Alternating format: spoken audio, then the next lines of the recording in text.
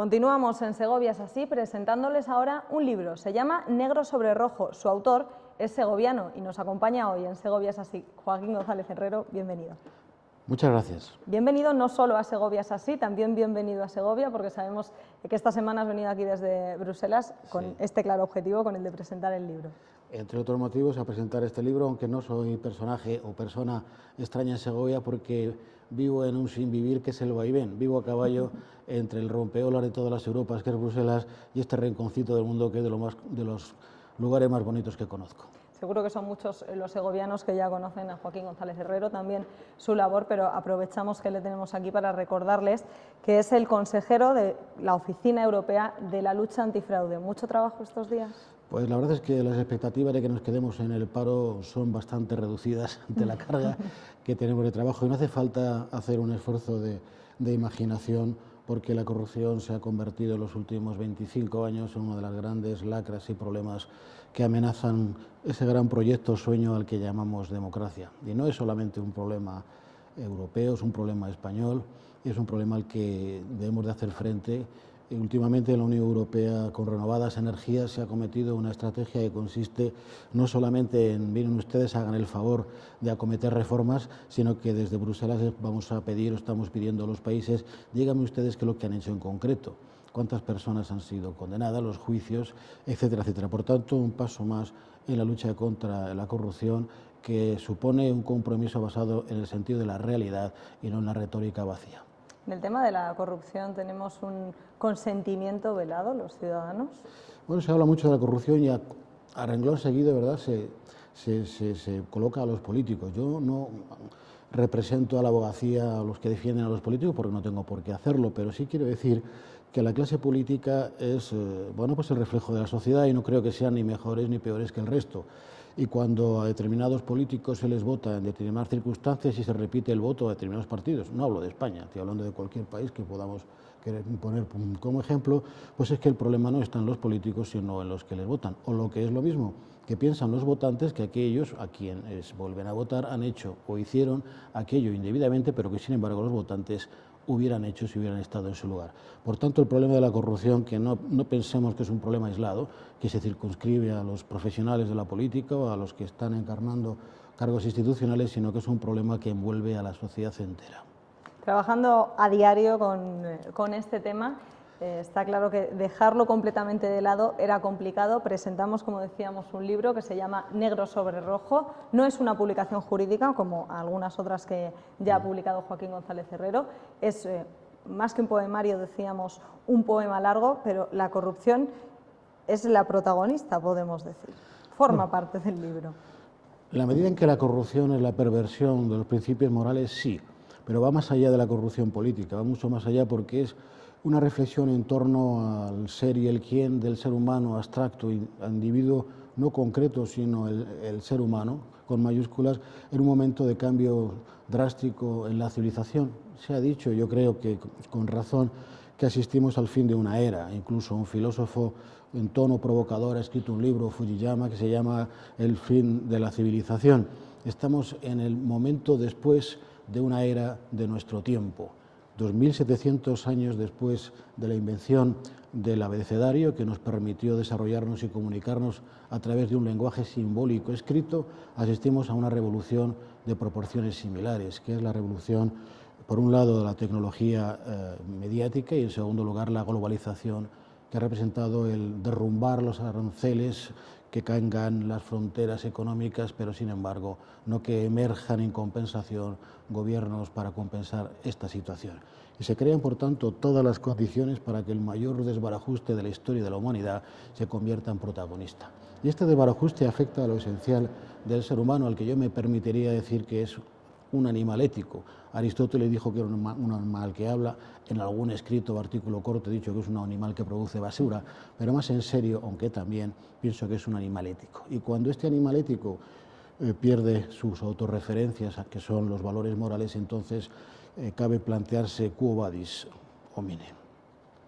Hablamos de un cambio. Estamos en el punto de inflexión porque sabemos de lo que venimos, pero no sabemos a dónde vamos. Ahí entra esta lucha eterna entre el bien y el mal. El tiempo es un gran cínico. diluye entre los dedos, solamente él sabe qué es lo que va a ocurrir y se mira a sí mismo, que es el tiempo, con una asombrosa y despiadada indiferencia. Sin embargo, nosotros ansiamos conocer qué es lo que va a pasar y nunca lo sabremos. De ahí la incertidumbre y la zozobra en tiempos de tribulación como son los que estamos viviendo. Y lo digo sin vocación de exagerar, pero es que tenemos incluso la guerra civil a las puertas de casa, porque Ucrania no deja de ser un país europeo en un sentido amplio. Y por tanto estamos hablando de unas convulsiones que están azotando al mundo. Desde el año al menos 2001, desde que se produjeron los atentados de Nueva York y de Washington, 11 de septiembre, se ha producido una ruptura muy seria del equilibrio que existía entre el derecho y entre la justicia. Eso permitió reequilibrar las relaciones entre el hombre y la sociedad y entre la sociedad y el Estado. Pero los poderes públicos, como consecuencia de la irrupción del fenómeno del terrorismo, que es una de las más claras manifestaciones del mal, esto ha provocado un cierto repliegue o arrinconamiento de la justicia para que emerja de nuevo el concepto de la política como única capaz de sacarnos de este atolladero. Pero esto tiene un riesgo, porque la política que emerge como, digamos así, triunfador estratégico frente al mal del terrorismo es una política no more aristotélico, que era la prolongación del bien. O sea, la política como el arte de lo que debe ser. Yo me comporto en casa como un buen paterfamilias y cuando accedo al ágora me debo comportar también con arreglo a los mismos principios y ejerzo a la política pensando en lo que debe ser bueno para la sociedad. Pero no es esta la política a la que me estoy refiriendo, la que emerge como solución estratégicamente defensiva frente al mal del terrorismo. Es una política como el arte del ser.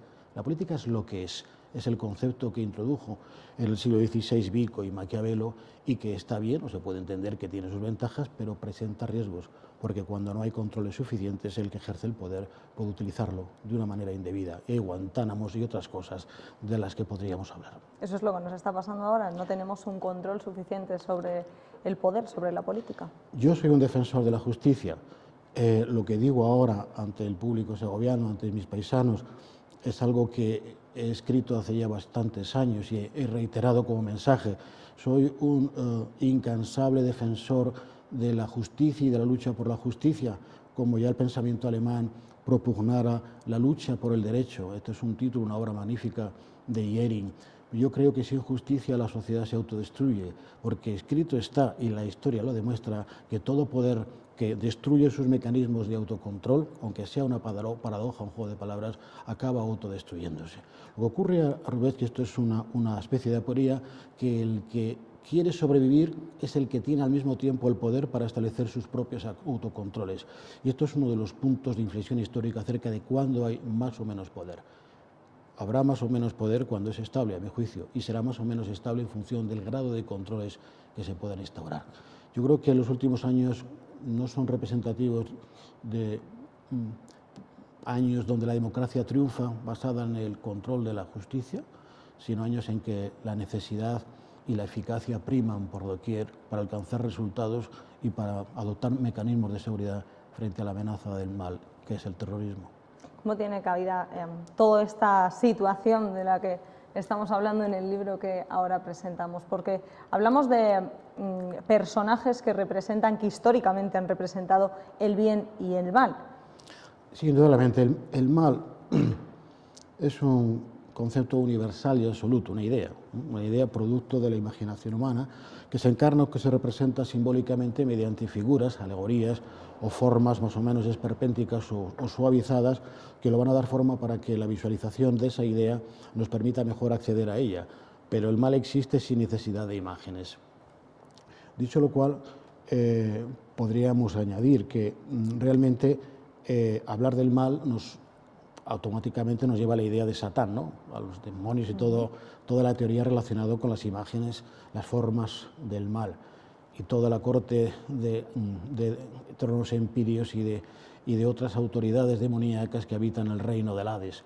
Pero me sirvo de ello como recurso literario, no porque esto sea un tratado de demología, que me interesa como tantas otras cosas, pero no es el objeto inmediato de este libro. Es una reflexión sobre el bien y el mal y la medida en que el hombre puede haber destruido sus propias referencias morales para aniquilar aniquilarse a sí mismo e impedir su propio futuro. Pero para describir algo necesitas una trama literaria en este caso en forma épica y con sustrato teológico místico.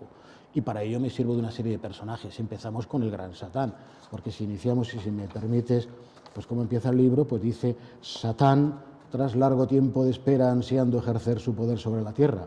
Y sigue así 1300 versos o 1200.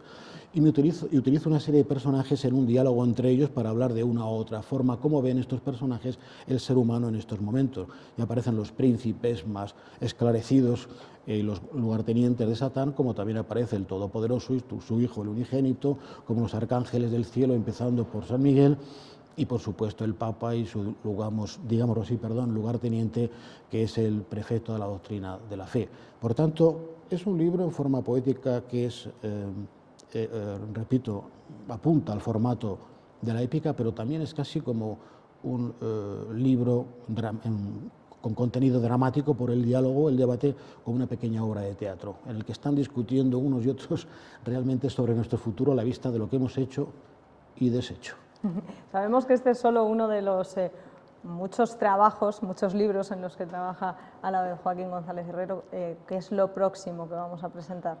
Bueno, estoy trabajando en varias cosas, e incluso, digámoslo así, menos, no digo estrafalarias, pero menos originales que este libro, que desde luego es uno de los libros, yo creo que no voy a escribir nunca más una cosa tan original, ¿verdad? No voy a fustigarme con adjetivos menos agradables. Estoy trabajando en un libro en él ya 2 años, que es otro libro de derecho, un libro jurídico, en contraste entre los modelos jurídico-penales del llamado derecho común británico, o para ser más preciso, inglés, el common law, y el derecho continental. Podemos estar muy orgullosos de lo que hemos sido y seguimos siendo como juristas. España, desde luego, es una referencia en todo el mundo, en el mundo del derecho, y esto es lo que estoy trabajando mucho. Hay una frase de mi padre en un artículo que publicó en Estudios Segovianos, concretamente sobre los gremios. Es un artículo muy bonito y acaba diciendo algo muy interesante. El genio de Castilla no fue militar, el genio de Castilla fue ante todo jurídico. Es extraordinario. Yo creo que esta es la síntesis de muchas cosas que refleja el pensamiento de mi padre, pero que en definitiva es como el esqueleto, el ADN, digámoslo así, social, lo que fuimos, gente emprendedora, que fuimos capaces de crear pues, en la Edad Media, algunos de los instrumentos jurídicos más interesantes de la época. Pues eso será de lo que hablemos en el próximo libro. Espero que de lo que hablemos en la próxima entrevista, porque por supuesto de nuevo le invitamos a venir a Segovias así, a hablar de cualquier otra cosa, porque desde luego merece la pena escucharle. Muchísimas gracias por haber estado aquí. Ha sido un placer, estar encantado de volver a acudir a esta cita. Muchas gracias. Buen viaje de vuelta. Muchas gracias. Nosotros continuamos en el programa de hoy, pero antes hacemos una pequeñísima pausa, no se vayan.